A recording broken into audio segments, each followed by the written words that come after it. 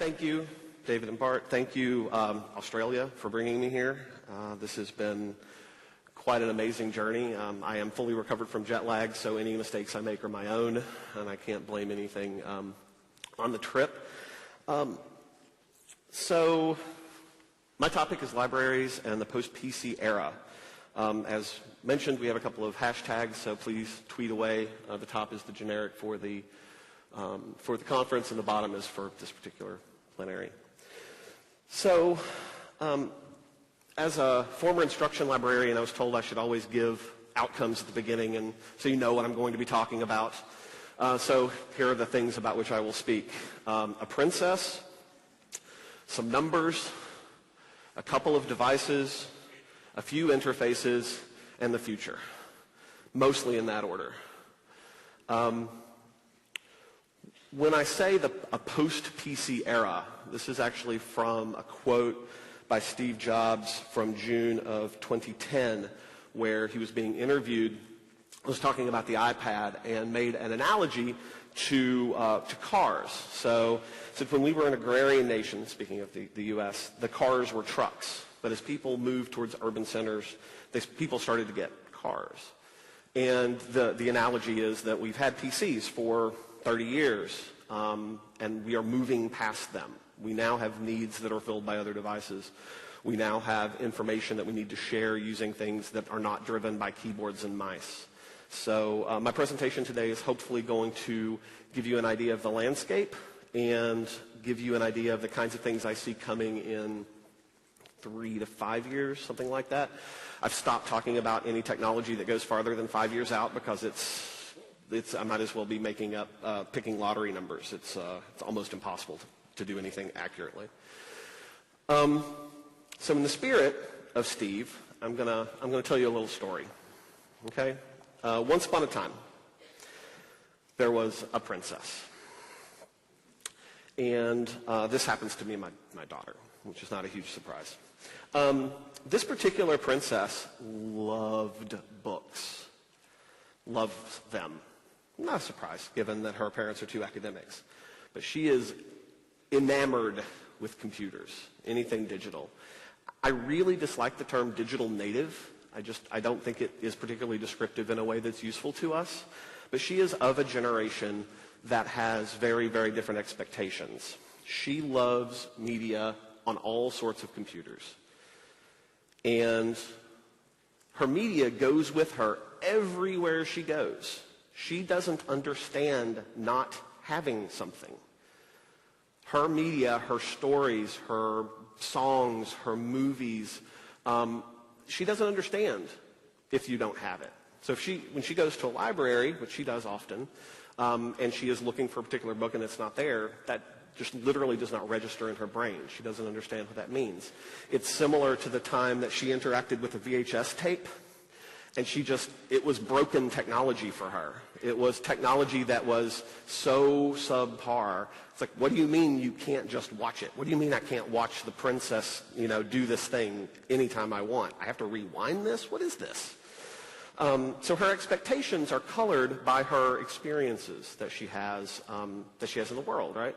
And over the last couple of years, I've used that phrase, experiences cause expectations, to describe what our patrons in libraries are, how they are expecting our services to model things outside of us, Netflix and the Kindle, and they have a set of expectations that are being filled by these non-PC devices, and we are frankly failing them in many ways.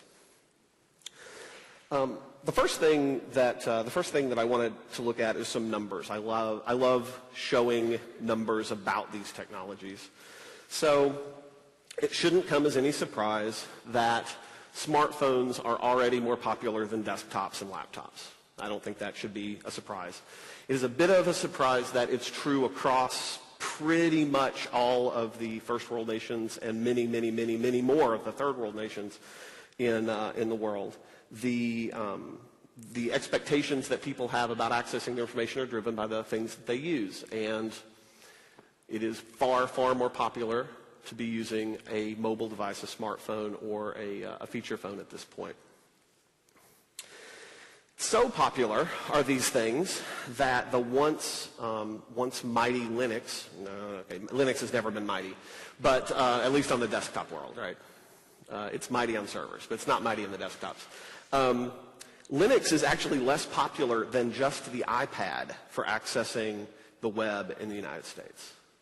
I think that's a pretty surprising. Linux has a 40-year history, more than that, 50-year history, and a good solid 30 or 25 to 30 on desktops. But in just a scant couple of years, the iPad is already a more popular method of accessing things on the web. The mobile phone companies have a measurement that they call penetration, cell phone penetration, and that's a simple measure of how many people live in a country versus how many smartphone or how many cell phone, mobile phone subscriptions there are. And for much of the world, this number is actually in excess of 100%. That is, people on average own more than one mobile device that has a contract associated with it. This is the norm in the world these days. So you can see some numbers here. Singapore is almost 2-to-1 population to subscribers. So almost every single person in the country has more than one mobile device. Australia is over 100% for cell phone penetration. And the smartphone penetration rate, that is, just smartphones, is inching up on 50%. So 50% of the people almost 50% of the people that have mobiles have smartphones, not just feature phones or, old school flip phones. The access that this gives people is, of course, transformative. It's very different. The ubiquity of a network is a socially transformative technology. In the U.S., while our population numbers were much larger, the penetration rate is slightly over 100%, but the smartphone per capita is much lower. There are a bunch of reasons for this, some of them sociological and some of them economic. The largest reason is that our mobile industry operates in a very different way than most of the rest of the world. We do phone subsidies for hardware devices, which causes turnover to be slower than in most of the rest of the world, where you're not on a 2 or a 3-year cycle for replacing the hardware that you have. So we're a little slow in the smartphone race, but we're still over 100% for people actually owning a mobile device. Mobile phones, unsurprisingly, are the fastest spreading communication technology the world's ever seen. So, an interesting stat that I found was that 84% of Australian adults who have mobile phones use them regularly for something more than voice. This includes SMS, this includes apps, web access, things like this. But the vast majority of people are using their phones as more than a phone, right? Again, this isn't a surprise, but seeing the numbers so large sometimes makes us wake up to the sorts of things that we ought to be doing. These are numbers. These next few slides are numbers that I generated from statistics at my particular university. I work at the University of Tennessee, Chattanooga. It has about 11,000 students and is a rural sister school to a much larger Research One institution. We have a number of graduate degrees, but we're primarily an undergraduate campus. We're a good representation, I think, of the sort of mid-sized school that you would find in the U.S. We have a lot of first-generation college students. We have a lot of kids that are coming from very rural areas in the South. And even with what you would, in my mind, that would lower their kind of access to technology, it actually, in reality, when you look at the numbers, turns out not to. So this is a chart that shows how people access the information in my library. Anybody want to guess what the 82% is? Yeah, it's people who don't come to my library, right? So 18% of the people who visited my library did so in person, about 428,000 of them. 82%, almost 2 million, came in through the website. Okay? Think about how many people you have running your building, and then think about how many people you have running your website, and ask yourself if those mirror these numbers. Yeah. No, they don't. But we're serving 4 times the number of people over the website that actually come in the building. And before some statistics nerd asks me, the website visits actually exclude anybody that comes in the building. So these are clean numbers. So if people are accessing our stuff, how are they accessing it? So on our network, we can't measure things that come from off campus, but we can measure all of the devices that people are actually using on campus. So how are they getting to our stuff, right? Well, 18% of them are using Macintoshes. It's a big number considering the overall market penetration of the Mac. 39.32% are using Windows devices, and 39.31% are using mobile devices. So these are statistics from last year. This year we're going to cross that barrier, and more people are going to be using mobile devices to access our on-campus network resources than anything else. Some game consoles up there on the network, and that tiny, tiny little sliver is Linux. So I put it up there just because we're among geeks. So that's how many people are using Linux on my campus. But mobile devices are clearly a massive amount of the traffic that people of devices that people are using to generate traffic on my network. So what kind of mobile devices? Right? That's the next question that I had, was what kind of mobile devices are people using on my network so that I can tailor things to the people who are using the most popular devices. So we go from the very far end, Chrome OS. There's one person on my campus that uses Chrome OS, as far as we can tell. We have 5 NUCs, the Barnes & Noble NUC. We have 5 of them that have been registered on the campus network. 5 out of a student population of 10,000 and a faculty population of over 600. 5, okay? We have 41 Kindles that have been registered. Now, obviously way popular than the NUC, but 41. Again, the Kindle Fire is the next one. 69 people have purchased a Kindle Fire. Considering that the Kindle Fire has been out for 6 months in the U.S., and the Kindle has been out for 4 years, we can clearly see where the balance of power is here as far as usage, actual usage, and getting it on the network and using it in what we would consider a robust informational way. Android, 393 people. So we're going up, but 393 people.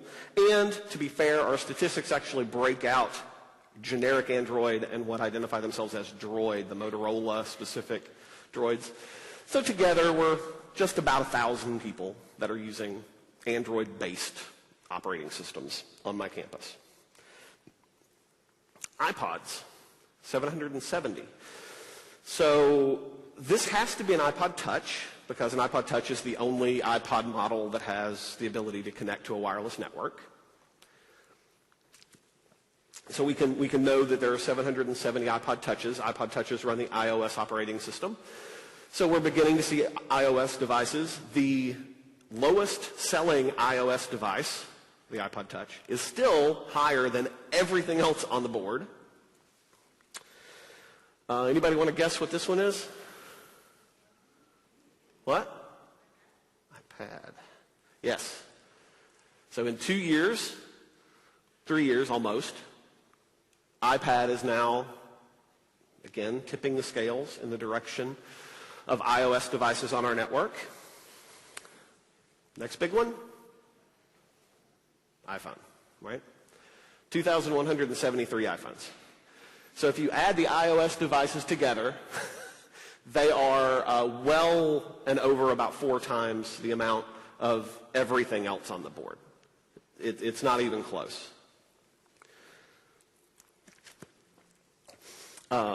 Statistic, again, that I found online was that of Australian smartphone owners, 50% of them own iPhones. Right? There is a clear winner in this battle. And we need to recognize it and be willing to work with it. What are people doing on my network? That's a kind of a secondary question. So we know now how many. We know now what they're using. What are they doing on the network on campus?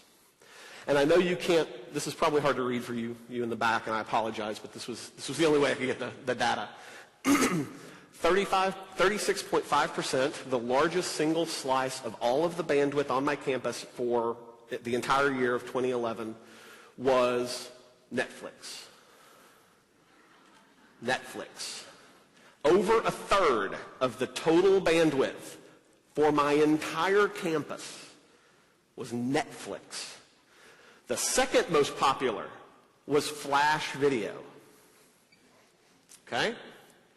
The third is HTTP, standard web traffic. The fourth, HTTP media streams, streaming media. All told, 65.4% of all of the traffic on my entire network is streaming media. Audio, video, streaming media. Anybody want to guess how much of this streaming media is coming from my library? Yeah, about that much. This should worry us, right? This should scare us. People are not coming to us for this stuff anymore. They're bypassing us completely. Part of the reason that my particular town is so kind of media savvy and streaming a ton is that we actually have, believe it or not, Chattanooga, Tennessee, small, sleepy, rural southern town, has the fastest internet in the entire United States. We have the fastest broadband anywhere in the entire country. You can get gigabit fiber to your house in Chattanooga, Tennessee. Synchronous gigabit. Okay? Now the geeks out there are asking how fast they can move here. And it's cheap. It's like $300 a month for a gig of bandwidth.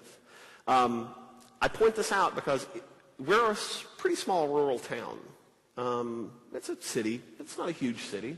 And if we can do this, this is coming. This is coming to everywhere. We are going to have a bandwidth explosion over the course of the next 5 years that's going to change what we can do with the devices that we have. Media streaming is just the beginning. And we're going to look at some of the other things we can do with bandwidth like this next.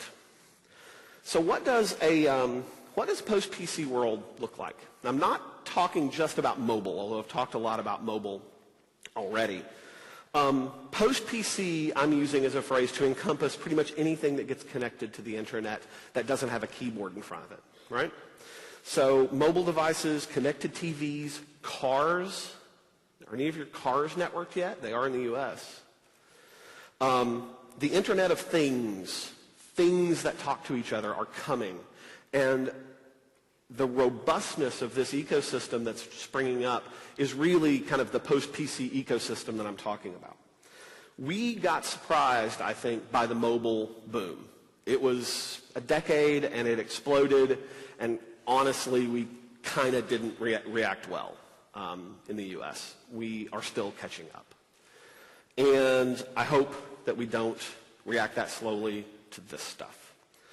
In 10 years, we went from that to that. Okay? The iMac is more expensive, slower, it had less memory and less storage than the iPhone in 2010. Okay? This is what Moore's Law gets us in 10 years, right? Everybody familiar with Moore's Law? Gordon Moore was an engineer who in the 70s came up with a rule that has remained true until now, and that is that every 18 months, chips get twice as fast and half as expensive. So every 18 months, you can do twice as much work with something that costs half as much as it did 18 months ago. This is what 10 years worth of Moore's Law looks like. 10 years from now is going to be something that we can barely imagine. We have a plethora of devices coming out, and I've kind of divided them for the purpose of kind of just thinking about them. into two categories. We have single-purpose devices. We have devices that are designed for one thing very well. The Kindle is the epitome of this particular design principle. The Kindle is awesome at reading books, and it is really bad for nearly everything else. They have tried to put web browsers in it and games in it, and but it's a single-purpose device. It excels at reading books. This is different than these multi-purpose devices that are now starting to explode, right? The Kindle precedes the e-ink devices, the Kindle, the Nook, the Kobo, the Sony Reader, the devices that use the e-ink screen technology precede things like the iPad or things like the Kindle Fire.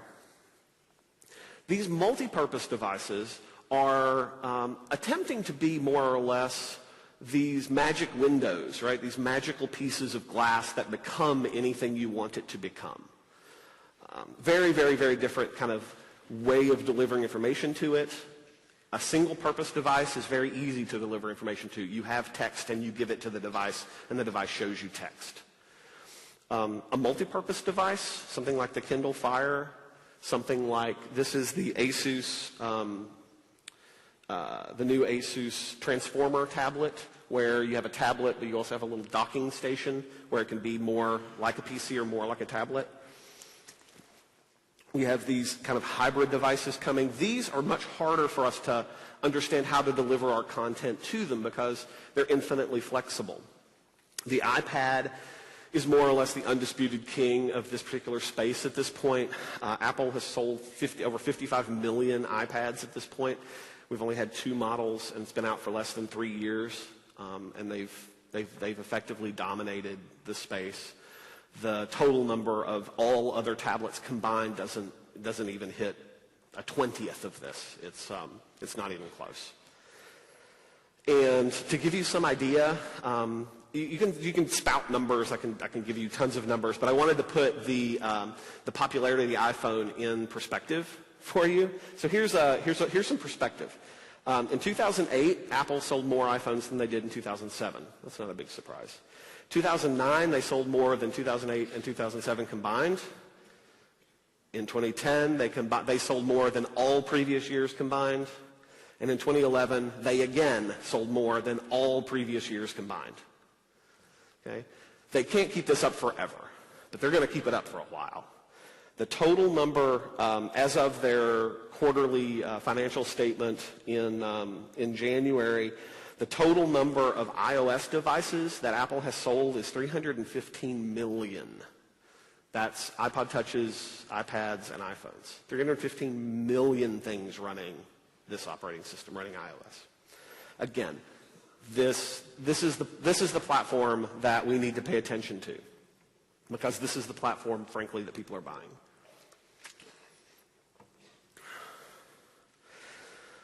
More important necessarily than the device that we're talking about is the way that people interact with this device.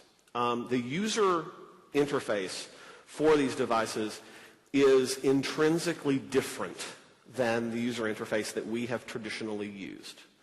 So a PC is an example of a mediated interface. You have things on the screen, and you interact with the things on the screen by using a tool that you have in your hand, either a keyboard that makes things happen on the screen or a mouse that moves a cursor that moves things on the screen. There's a mediated layer between you and the information on the screen.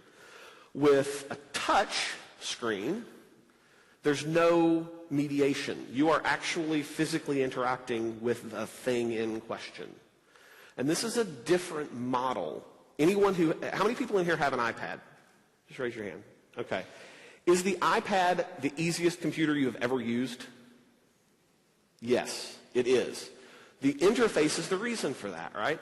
You can give an iPad to a 3-year-old or to a 93-year-old, and they can figure it out because the unmediated interface is something that everyone understands. We understand touch.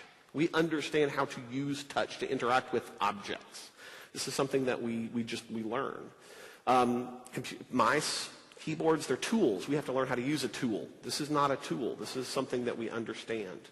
So touch as an interface is something that we have not, I think, given enough attention to. How many people in here have written anything for their library that uses touch as the primary interface? Yeah, you don't count, Eli. Yeah, that's what I thought, right? We're not doing this. And yet, we have numbers that show us that the most popular way for people to interact with our information is via touch. Touch is the easy one, frankly. Here's a video that just shows off the Microsoft Surface 2. We're probably familiar with Microsoft Surface. This is the second version of that hardware. I got a chance to play with it when I was at CES a month ago. So I have a little video. Let's see if this works. Ooh, no sound. So, I mean, you're like red, and green, and blue pixels. So for every one of those pixels on this display, we've added an additional pixel. That's a camera. So let me show you what that means. If we go into Data Visualizer here, and I can put my hands on the table, and it can recognize the orientation of my fingers. So what this is giving me is the X and Y coordinates of my fingers, but also the orientation. So if you put your fingers on the table, it's shown as a different orientation. So literally it can see my fingers, and it can see the orientation, it can see the movement of them. The other key thing here... Okay, so, well, we missed the audio a little early. So the way that this actually interacts with things that touch it is not via a layer on the screen that reacts to touch. Each pixel on the screen is actually a camera, and it sees the things that are laying upon it. A demo of this technology that I saw actually scans things by putting the paper on it, because each little pixel is a camera, and it can take a picture of everything that's laying on it. So you can literally scan paper by just putting it on the top and removing it, putting it on the top and removing it. This technology, again, is coming. You can buy one of these right now. It's on the way. And this level of touch is going to change things, I think, yet again, once it's everywhere. Another form of interaction that we are not, I think, paying enough attention to is alive now in the gaming world with the Microsoft Kinect. How many people have played with a Kinect? Okay, a few of you.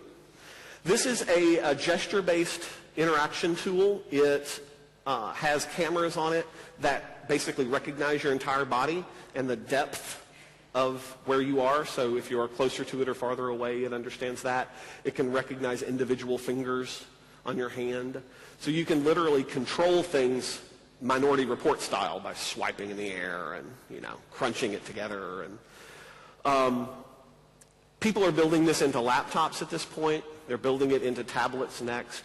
Being able to interact at a distance with simple gestures is something that is going to be commonplace in 3 years. We're going to see it. And again, I bet even Eli hasn't programmed a gesture-based interface yet. But it's coming. It's coming. It's something that we should pay attention to. Here's another video of something that Apple dreamed up, 24 years ago, 25 years ago. You have 3 messages. Your graduate research team in Guatemala, just checking in. Robert Jordan, a second semester junior, requesting a second extension on his term paper. And your mother reminding you about your father. Surprise birthday party next Sunday. Today you have a faculty lunch at 12 o'clock. You need to take Kathy to the airport by 2. So this was called the Knowledge Navigator. 4:15 on deforestation. Apple put this video together in 1987. And it looks remarkably similar to this. Read me the message. New message from Sebastian. Great news. We got the go-ahead. Right. Can you meet at 10? Reply, definitely. I'll see you there. Play my voice running control. mix. Voice control. So we've got gestures, touch, and voice, all of which are being used live in things today that break us out of the PC mold of interfaces that include kind of mediation, keyboards and mice. Again, these are growing. This is going to get more and more and more popular. One of the areas that I'm paying particular attention to, because I just think it's really fascinating, are the sorts of interfaces, user interfaces that aren't even interfaces. They're simply ambient sensors that do things for us without us actually interacting with them. This is an example of something called the Jawbone Up. This is one of a huge number of devices that are coming onto the market in the next 6 months. This is a bracelet, little rubberized bracelet. You put it around your wrist and you just wear it all the time. It has a pedometer. It has a vibration sensor. It has a number of things inside it that measure what you are doing, and then it reports it to your phone so that you have a personalized report of kind of what you did during the day, where you went, how high you climbed, how many steps you took, and it's just doing it without any real interface, without any real interaction with us. This kind of read-write, kind of ambient alertness is something that is going to become more and more and more common, largely because the cost of the sensors that do this stuff is dropping through the floor, and you can now afford to just put them everywhere. I saw probably a dozen or more devices that were designed to simply be worn and measure things that you do. Heart rate, blood pressure, any sort of kind of physical health symptom is being capable of being measured by these, again, ambient devices that simply go with you everywhere. And that's actually not limited to just people. This is a small piece of electronic called a Twine. Anybody heard of this? Twine? This is a small, again, ambient sensor that was originally developed as a Kickstarter project.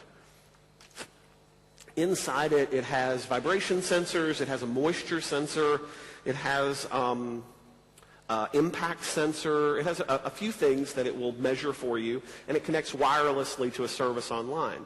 So you can program this, you can put it somewhere, and then you can program it to report to you every time something happens. Example. You could set one of these beside your aquarium, and then it could tweet you if it springs a leak, because it could measure the water. You could attach it to the side of your washing machine, and every time the washer stops, it could send you a text message. Right? It allows the things in the world to interact with us in a way, again, that is not common yet, but is coming.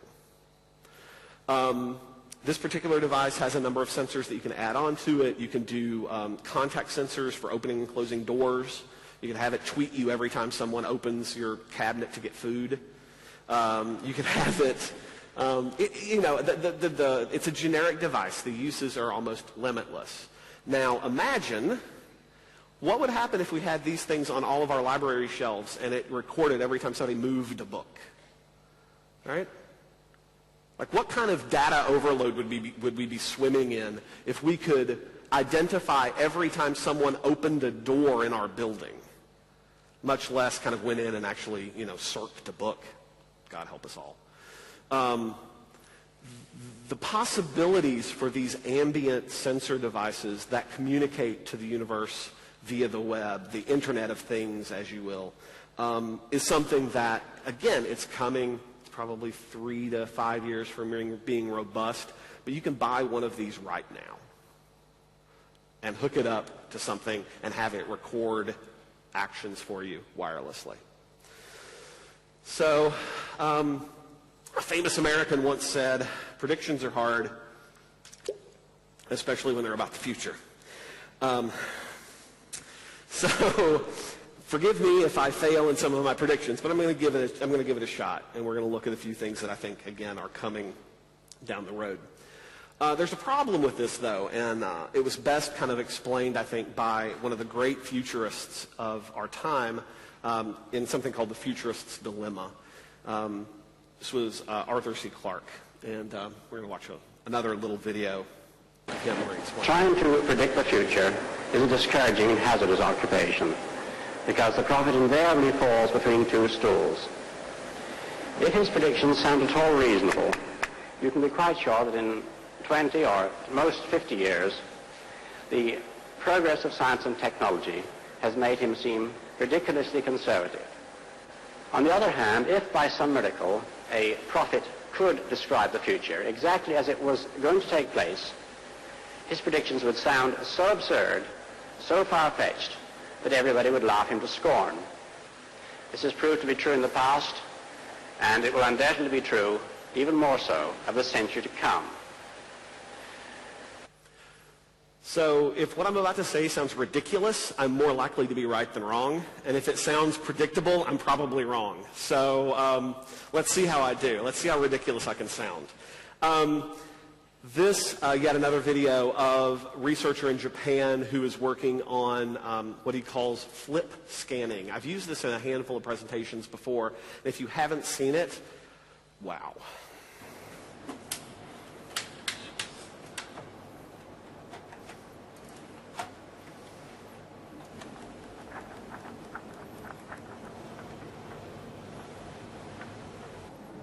That is actually digitizing the book.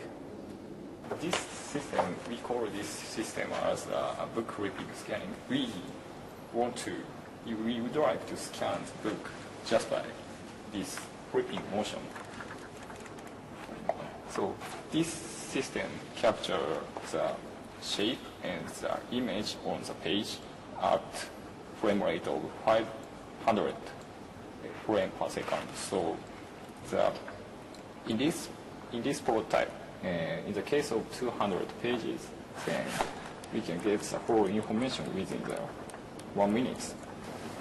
This is Okay, so in case you didn't quite catch that, that was digitizing a 200-page book in about 1 minute at a rate of 500 images a second by flipping it under a camera, literally just riffing the pages. The system photographs it with both a regular camera and an infrared camera. It uses lasers to de-skew the pages so that we get clean OCR on it. Literally just scan it by flipping through it. When he was interviewed by some British press, the professor, the British press person, the BBC person, asked him, what do you do with this? Like, where does this go? And the professor said, well, it'll be in a cell phone. What happens to your collection when this is in a cell phone? Right? What do we do when anyone who walks in our door can walk out with everything we own? It fundamentally changes our business model. And if it doesn't, then we deserve to die, frankly. It should fundamentally change our business model. It is a big, big deal. These sorts of things are not going away. This one is just fun. This is a video of a new device that Samsung came up with, and I want it in. We're in the middle of building a new library at UTC. I want this in my office so bad. Okay, you guys, this is my favorite thing of the show. This is the Samsung transparent smart window. So it looks like a normal screen, but I can actually do things like make this blinds. So I can close the blinds. I can actually see through to the little town outside. If I want to hit widget, I can check out Twitter.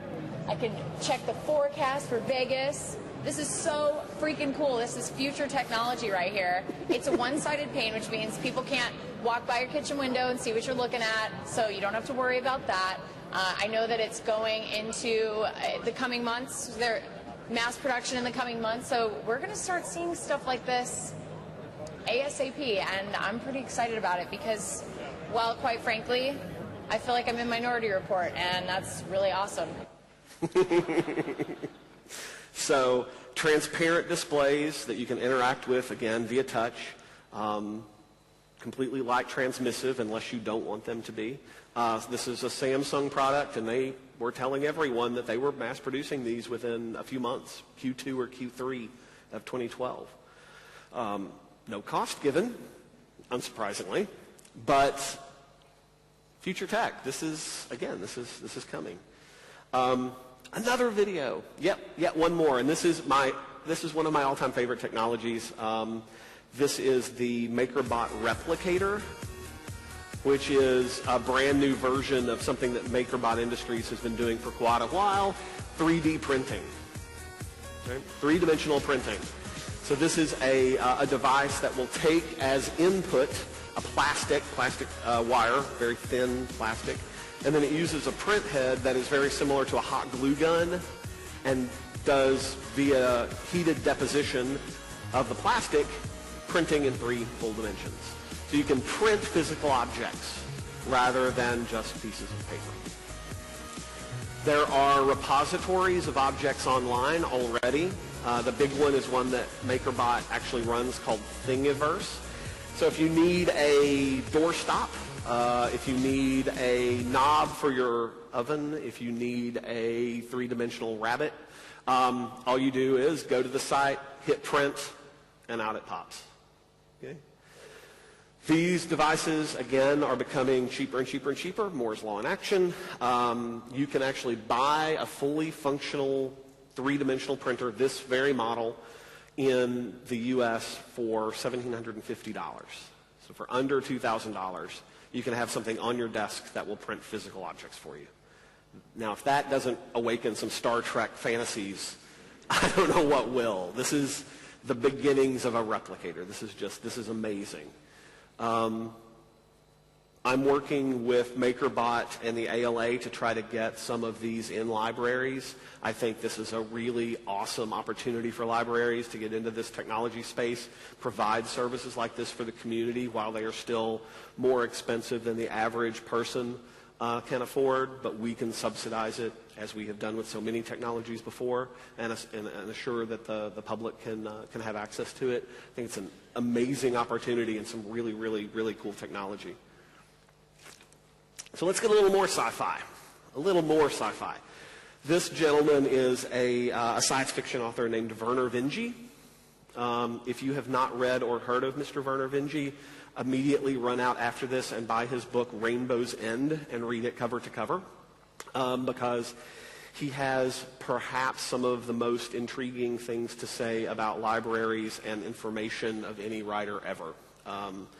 In the book Rainbow's End, he actually describes what an academic library looks like after the singularity, after an explosion of technologies that render us effectively superhuman,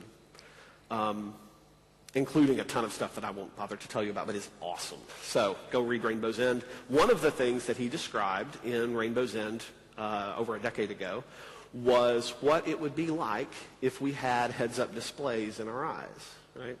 How does the world change if what we see, what I see, because what I have in my eye is not what you see because what you have in your eye? So here's another video. Here's one example of the sort of thing I'm talking about. So this is an actual commercially available product. You can buy it right now. It's a little add-in that goes in your ski goggles that gives you a complete Android experience, an Android operating system in a screen that sits right beside your eyeball so that you can see where all your friends are on the slopes. You can tell how fast you're going. You can, again, kind of ambient sensors that inform you immediately. This is for sale right now. You can buy this. It's got a camera to record everything you're doing. It'll broadcast back to your home base. This was a display unit that was available from a company called Lumus, L-U-M-U-S, at CES. They were showing it off. These are glasses that have LCD screens on them. They looked much like eyeglasses that you would wear. They were about the same size. However, they had a heads-up display that you could use to overlay the world with anything you'd like, Terminator style. Right? And these are being developed by biomedical researchers at the University of Washington and the University of Pennsylvania. That is a contact lens, and those are LEDs on the contact lens that are capable of creating, admittedly, a low-resolution display, but a display nonetheless. Right? Contact lenses that give you information. Crazy sci-fi world we're about to live in. I think this is my last video, and I mainly am putting this one in here because it's just so cool The world we're about to live in is just awesome. These are autonomous drones that have been trained to fly basically using insectile behavioral patterns, so they can swarm, they can interact with each other, they can do formations. We developed a method to transition between formations in 3D.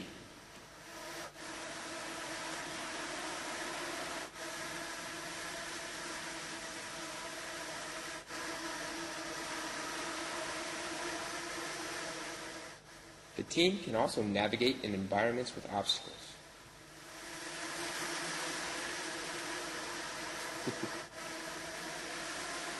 Now, if you want to be merely paranoid, you can think about these, all of them having HD video cameras on them and being programmed to follow arbitrarily anyone you want. If you want to be more than paranoid and truly afraid, you can think about the weaponization possibilities for something like that. So, conclusions. I'm not very good at conclusions, but I'm going to give this a try.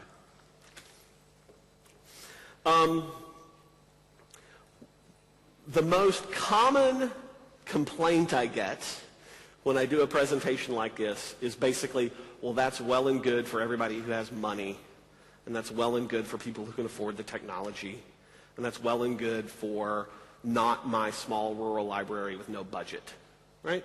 It's a challenge everyone has. Everyone has a challenge with budget and being able to afford technology, being able to afford to support technology. This is not something that we have not done before.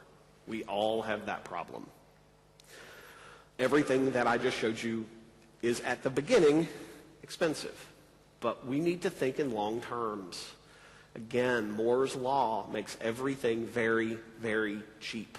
At one point, none of us in here could have afforded a digital watch on our wrist, and now they are given away in cereal boxes. These things get cheap. They get so cheap as to be disposable. This is the trend line for 30 years, 20 years worth of of the cost of manufacturing a computer in the U.S. Moore's law in action.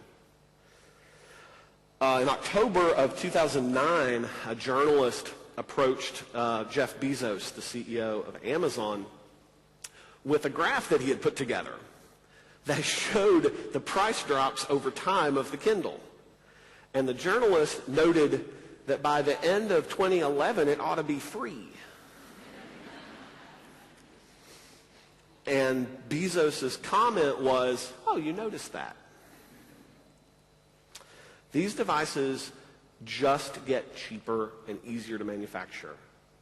The iPad is very expensive now, and in 20 years, we will think of them as prehistoric technology, and we will be throwing them away when we are done with them. It's just the way that technology works. How do we deal with this?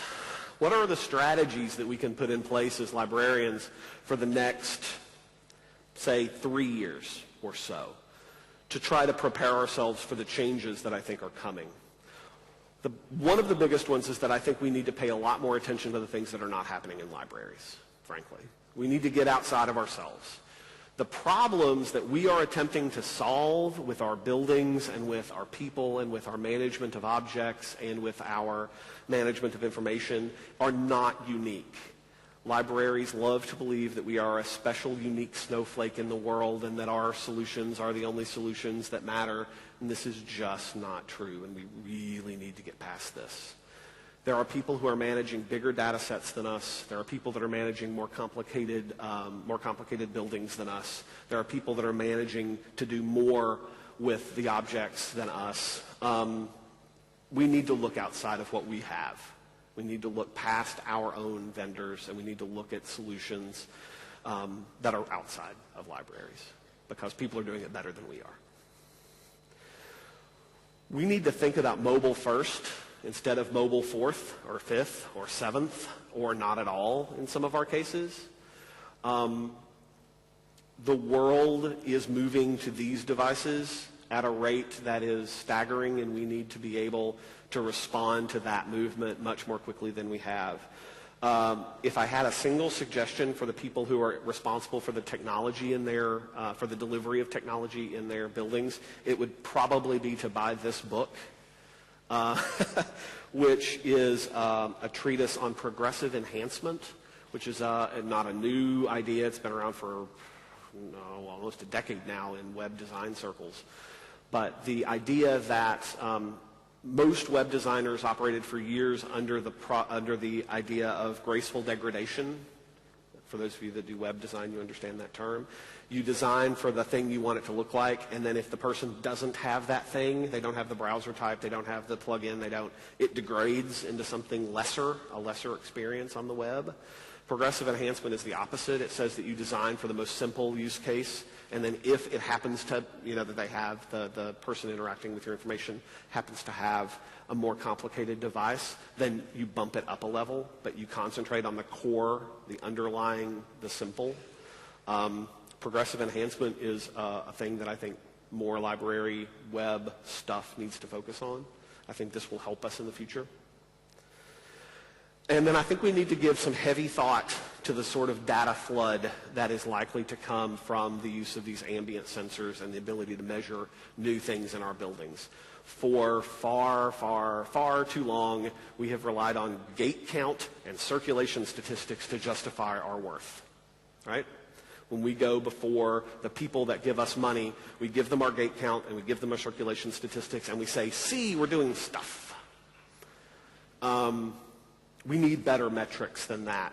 And we're going to have them. We're going to be swimming in metrics. But we need to be able to sift and sort and decide what's important. And as these ambient sensors and the new measurements and things come online, we need to really be on top of it and be willing to say, circulation isn't important because people aren't borrowing physical objects from us anymore. And you need to understand it when you give me money that this is the thing we need to measure now. This other thing. Not how many people come in my building. And the final thing that I usually say about oh my God, we can't do this at my library. I don't actually think all libraries need to be at the cutting edge. I think that would be ridiculous. Anybody know what this is? This is the Rogers adoption curve. This is the adoption curve for technologies. A sociologist named Rogers did some kind of study on how people uptake new technologies. He basically broke people into about 5 categories. There's the innovators who dive on top of a technology and wrestle it to the ground and make it work and are the one that buys the thing on the day that it's released. The early adopters, which are the people that kind of wait and see what comes out and then makes a decision a little later. The early majority, it's the uptake when the mass of people see that this is a good technology and that they want to be using it. The late majority, which are the people who are like, it looks like everybody has one of these, I guess I'll get one. And then the laggards, who may or may not ever have an uptake in technology, right? If you don't have a DVD player, you're a laggard, probably. If you don't have a Blu-ray player, you're probably in the late majority. And if you don't have like a Roku box, you're probably in the early majority. There's ranges of how quickly technology becomes important to us. All I think is important is that as librarians, we understand where our patrons are. If your patrons are early majority patrons, you probably need to be an early adopter so you know what they're doing and what they're going to be expecting. But if your patron base are laggards, you can afford to be a late majority uptake for technology because your population isn't nearly as, they're not going to rely on you in the same way. So knowing where your patrons are should drive where you are as a library in the pushing of technology. Not everyone needs to be the bleeding edge. Minutes. Okay. So, insert inspirational quotes here. Douglas Adams once said that anything in the world, when you're born, is normal and ordinary and part of the natural order of the way the world works. Anything that's invented between 15 and 35 is new and exciting You probably can get a job in it. Anything after you're 35 is against the natural order of things. Librarians, all too often, fit in that third category. And we need to understand this. We need to be willing to be new and exciting and not against the natural order of things. One of my very favorite technologists said that tools don't get socially interesting before they get technologically boring. It's not until something is completely embedded in the culture in such a way that it's just part of the hegemony and we don't pay attention to it, that social things start coming from it. Facebook, Twitter, these are almost boring at this point, but socially they're becoming interesting. It's going to be a while before things like these ambient sensors and the drones and everything are technologically boring. They're very technologically exciting. So it'll be a little while before they become sociologically interesting for us. But we can wait. And apocryphally, Henry Ford once said, if I'd asked them what they wanted, they'd have said a faster horse. It is not always the case that our patrons know what kind of technology they want. We do need to be ahead of them on the curve because often they are not aware of what it is we can give them. More recently, one of my favorite technologists said, it isn't the consumer's job to know what they want. This quote was in response to a journalist who was shown an early prototype of the iPad and asked Jobs, well, what kind of market research did you do? And Jobs said, none. It's not their job to know what they want. The best way for us to predict the future is to create it. I think that it's incredibly important that libraries help us create the future because, frankly, I think that the future needs us. Thank you.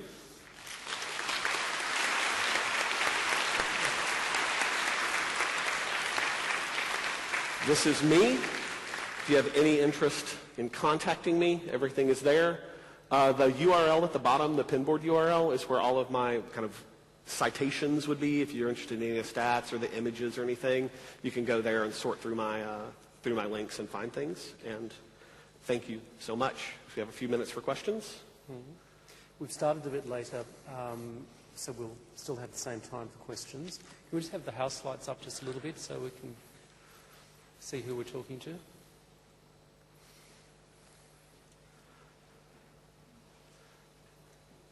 If you would like to ask a question, could you please stand up? There's 2 mics at the back, and for those sitting down the front, there's roaming mics.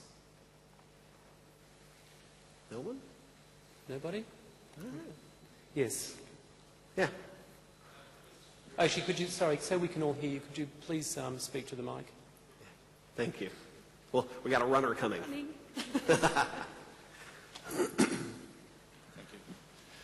You said in your final remark that you think we are needed. Could you just elaborate on in what way? Sure, absolutely. I think there's a number. Patrons may be bypassing us for a lot of the content that they prefer, but I think that there is plenty of research that shows most people who use the web don't really know how to use it well. They don't know how to evaluate information. They don't know how to find. I don't want to say authoritative, but they don't know how to judge good from bad information and or really measure quality of any sort of thing that they find online. It's very, very hard for people to do that, and I think that's a huge job for us. I also think that as cultural institutions, we are probably unique in serving localized communities in a way that nobody else is. So public libraries specifically have a role in their community that is unserved by anything else. And that's a role, whether it's more than just community center, right? It's cultural memory.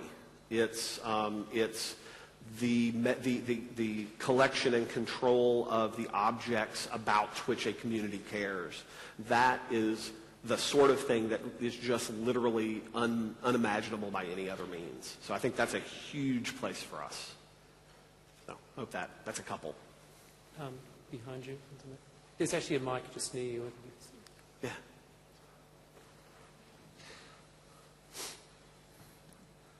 Hi, you talked about experiences causing expectations early on. Yes. And then you showed us the adoption of technologies diagram at the end. Yeah. How do you manage the expectations based on experience of your long-standing academics who probably end up more in the laggard category rather than your undergraduates that are probably in the early majority? Mm-hmm. No, that's absolutely. That's a really good... Having academic institutions are unique in that they often have multiple communities, right? You have... not unique. Many people have more than one community, but the multiple communities where you have an undergraduate, a graduate, and a faculty member who are all on very different places on that curve. I think that, we do what we normally do, and that is we serve the populations as well as we can by segmenting them. We provide different services to people who need them differently. I don't think it's that hard for us to imagine a set of services for undergraduates, a set of services for graduates, and a set of services for faculty. Now, with that said, I talked about kind of how Moore's Law drives the price and the availability of technology down. I was on a panel at ALA, American Library Association, years ago on ebooks, and I had someone ask me, so how do you respond to the people who just say, I really like print book and I really don't want to do electronic stuff? And I answer it in mostly the same way. I offhandedly said, well, yeah, but those people are going to die. And that seems cruel, but the expectations change as generations change. And if we are planning for the future, we need to not plan for the people who aren't going to be part of that future.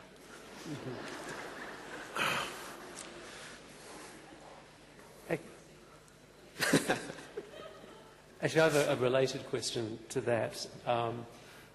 You mentioned in your own library the percentage of staff who are there looking after the building, and although they may not necessarily all be doing that, some of them might be very technically savvy in doing things, but curious to know what percentage of those are still primarily focused on the print part of the collection. Yeah.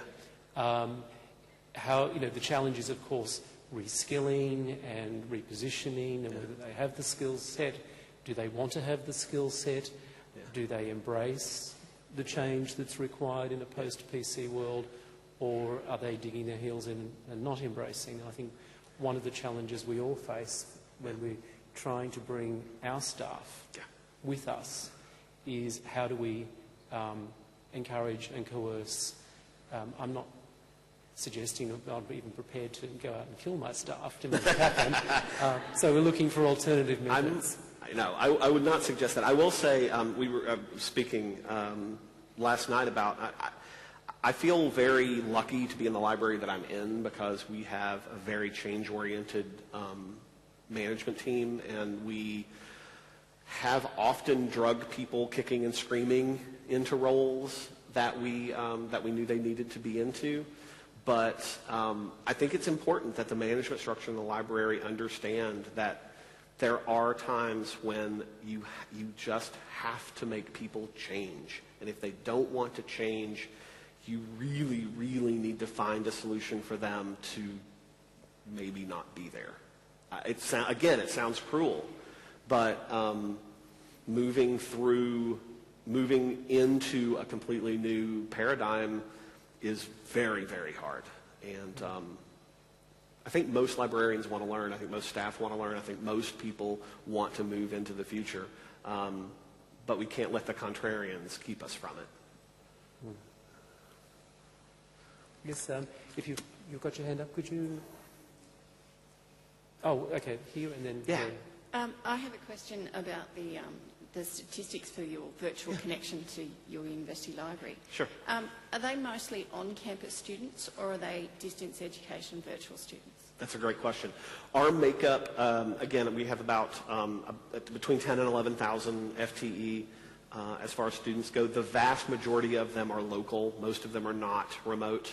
I think our total remote learner population is in the 1,000 to 1,200 person range. So they are a minority of our users. like all universities, those are growing enormously, right? Distance learning is just getting bigger, faster, exponentially. I expect that obviously makes a difference, right? If they never come to campus, then they never have the opportunity to come in the library, and that skews the number. But in our particular case, it's a pretty thin number of students. So, yeah. There was, against the aisle, yes, with a hand up, there's another question. Hi, yes. Jason. Hello. Because Australia is currently in the process of rolling out a national broadband network, I'm particularly interested in the 1 gig world that you live in Chattanooga. Libraries such as my own are receiving funding from the government so that we can provide access to broadband technology for the public, that we can showcase technologies that people can use in their own home, and that we can also change our own resources in line with that technology.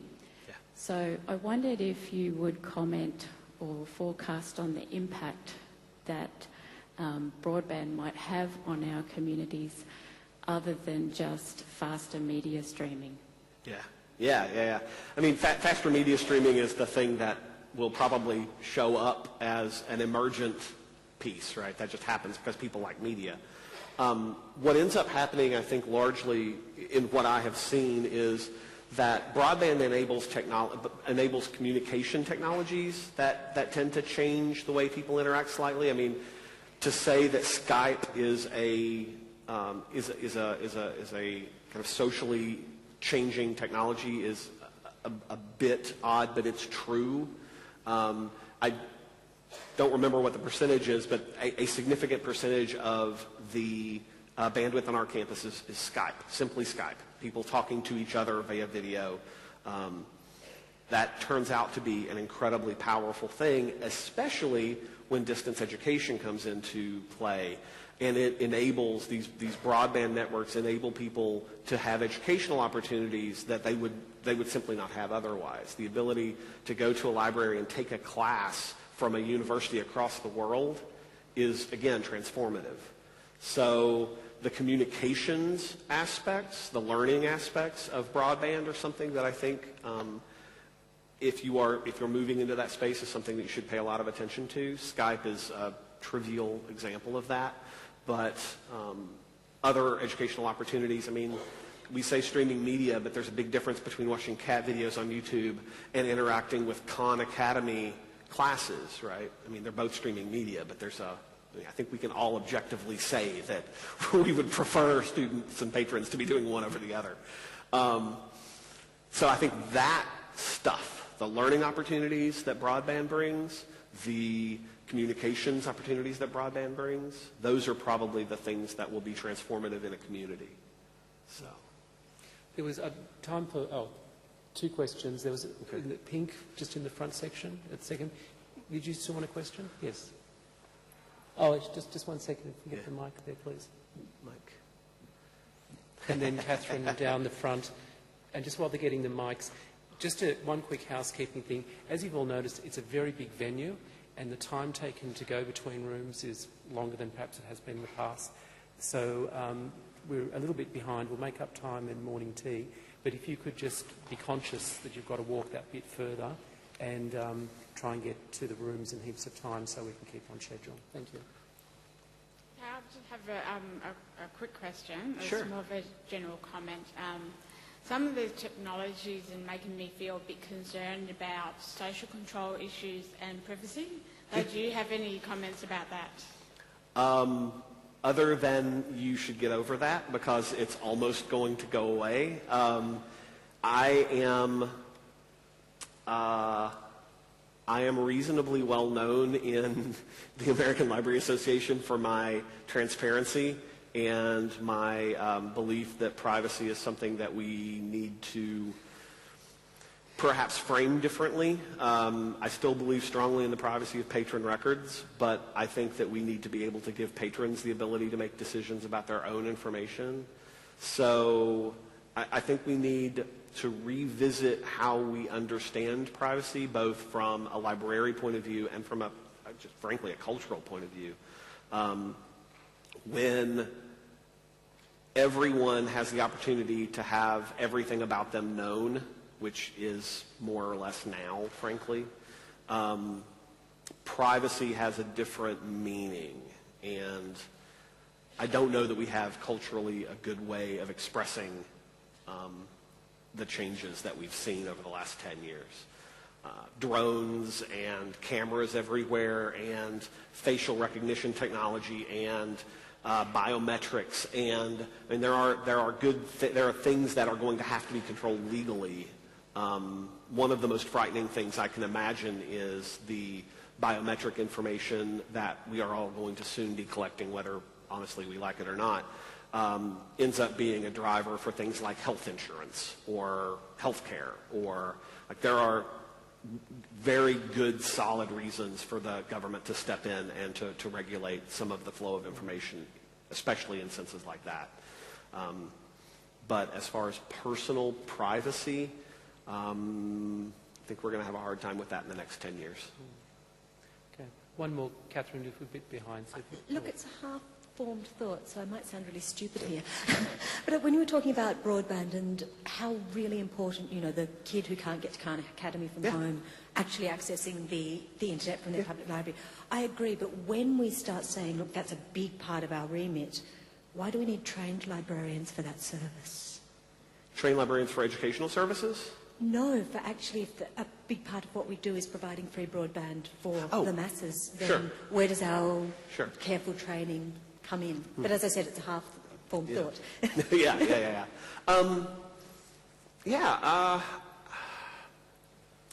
I think our careful training is going to be used in other ways, frankly. I mean, I think that there is still value in us being able to go to a patron and say, as a matter of fact, if you're trying to learn English literature, you probably shouldn't watch the 14-year-old talking about it on YouTube, and you'd be far better off going to Khan Academy and watching this introduction to, Shakespeare. It is not always obvious to our users that that's the case, for better or worse. So I think we still have, again, evaluative collection development responsibilities in a lot of ways, where we form the sorts of information that we give. We're building collections that are human filtered, frankly, and that's still better than machine filtered, which is all you're going to get from Google. So I think we have roles there. So, but I think that's it. Thank you. Thank you. Please put your hands together for Jason. Thank you so much.